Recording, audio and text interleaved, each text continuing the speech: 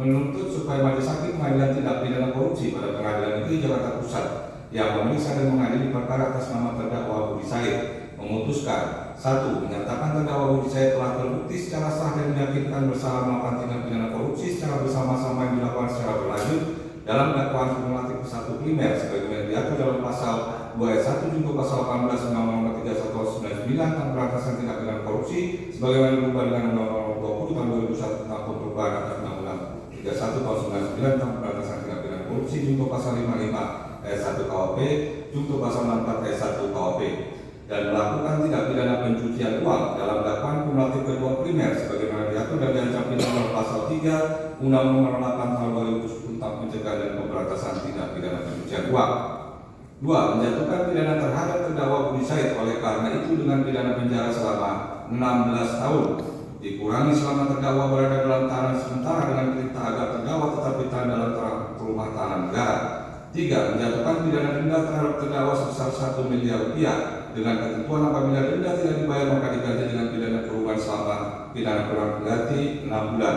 4. Menjatuhkan pidana tambahan terhadap terdakwa untuk membayar uang pengganti kepada negara sebesar A 58,135 kg emas antam atau setara dengan nilai 35 miliar 78 juta 291.000 rupiah. B. 1.136 kg emas antam atau setara dengan nilai 1 triliun 73 miliar 786 juta 839.584 rupiah berdasarkan harga pokok produksi emas antam per Desember 2023 sebagaimana penghitungan kerugian keuangan negara oleh BPKP atau sejalannya setara dengan nilai emas pada saat pelaksanaan eksekusi.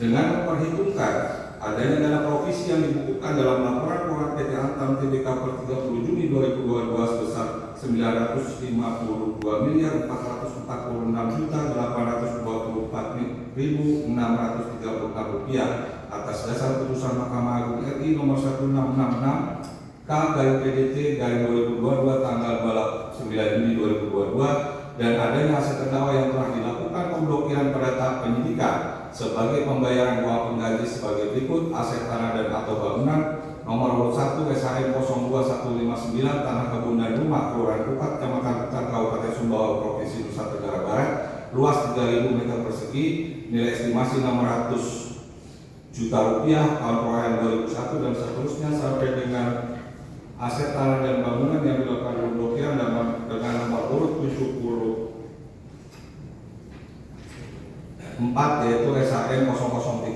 tanah kebun Kelurahan Sambirejo Kecamatan Wonosalam Kabupaten Jombang Provinsi Jawa Timur dengan luas 16.640 meter persegi tahun 2012 dengan ketentuan jika terdakwa tidak membayar uang pengganti paling lama dalam waktu 1 bulan sesudah putusan memperoleh kekuatan hukum tetap maka harta benda terdakwa tersebut dapat disita eksekusi oleh jaksa dan dilelang untuk menutupi uang pengganti tersebut. Dalam hal terdakwa tidak mempunyai harta benda yang mencukupi untuk membayar uang pengganti maka diganti dengan pidana penjara selama 8 tahun.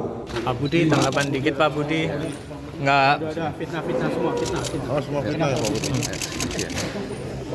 Berarti kelewatan ya Pak Budi dituntut 16 tahun ya Pak Budi? Iya, fitnah semuanya. Udah. Makasih ya. Yuk. Makasih Mas. Makasih Mas.